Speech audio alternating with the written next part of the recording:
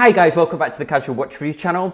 So in this week's video, I am lucky enough to have Alessandro from the Slender Wrist YouTube channel on, and we're having an interesting discussion this week about smaller watches.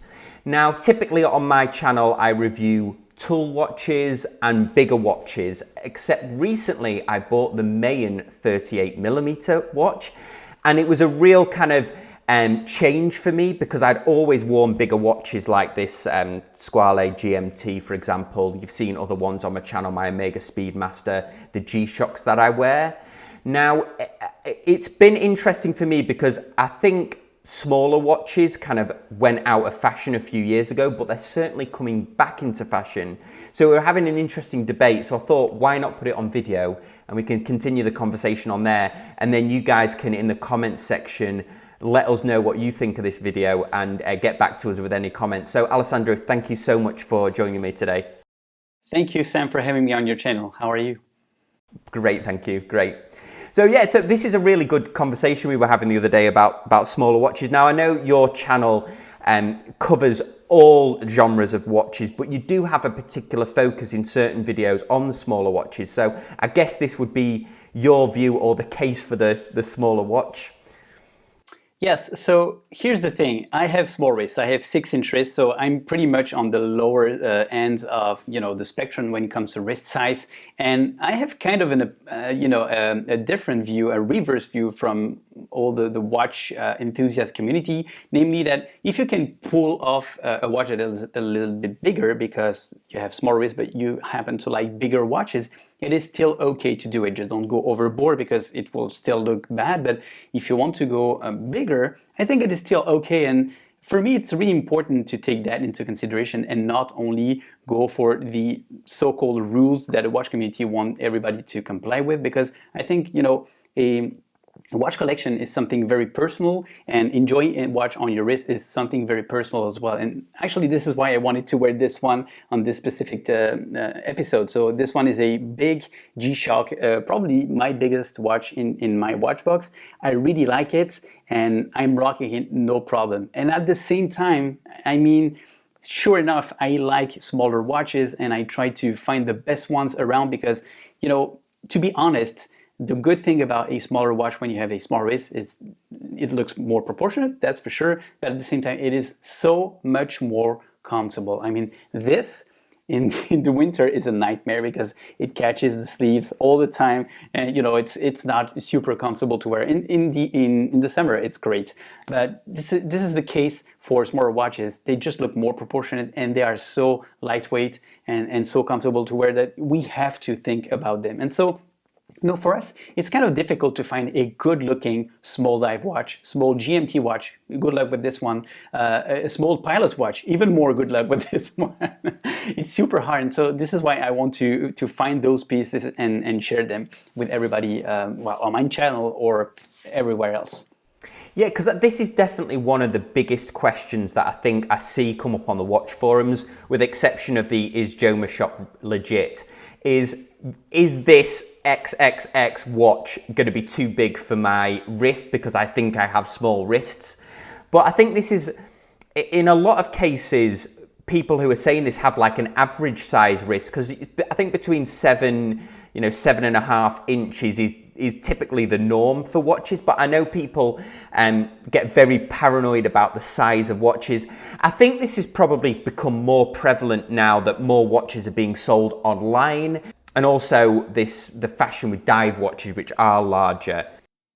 I wish that pretty much every single manufacturer on the planet would list the lug-to-lug distance.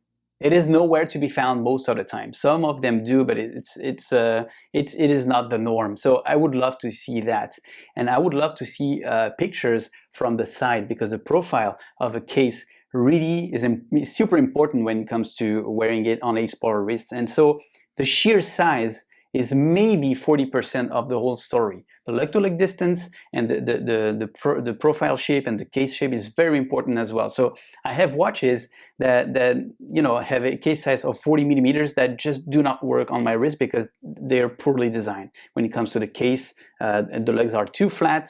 They stick out like marshmallow roasting sticks, so that doesn't look good.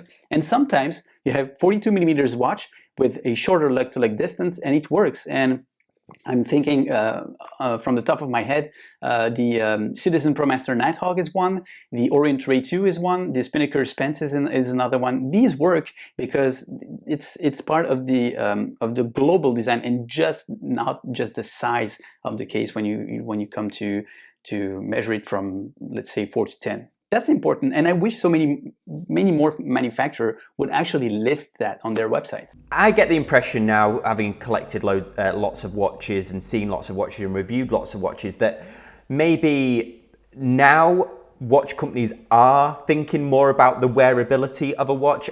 I mean, Tudor Black Bay would be a great example of this, how they've actually reversed the trend and actually gone smaller instead of going larger. And I wonder whether, the last 10 years or so, that some of these big watch companies have even thought about how anybody would kind of wear the watch, because they've really gone, huge, haven't they? Some of these watches, even from the main brands, I'm not just talking about like Invicta, but even some of the bigger brands, I feel like there's a tide turning, maybe led by Tudor at Baselworld last year. But what do you think on that? Well, first and foremost, Adam, I'm super impatient to see what Baselworld 2019 is going to bring from Tudor and from all the other brands, because I'm not quite sure that the other brands just understand how powerful that BB58 was. For us watch enthusiasts. I don't know for the vast majority. I cannot speak for everybody, obviously, and I'm not even quite sure that smaller watches are a big part of that market. So I just don't know. But I think that brands now they just cannot ignore it anymore. This is part of the game.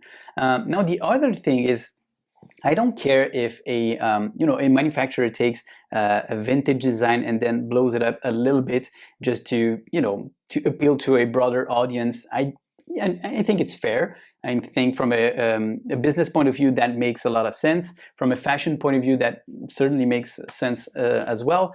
When it comes to the watch enthusiast family and community, we will always be nitpicking about everything we see. I mean, going from 38 to 40 or 40 for 42, when you think about it, it's not that problematic.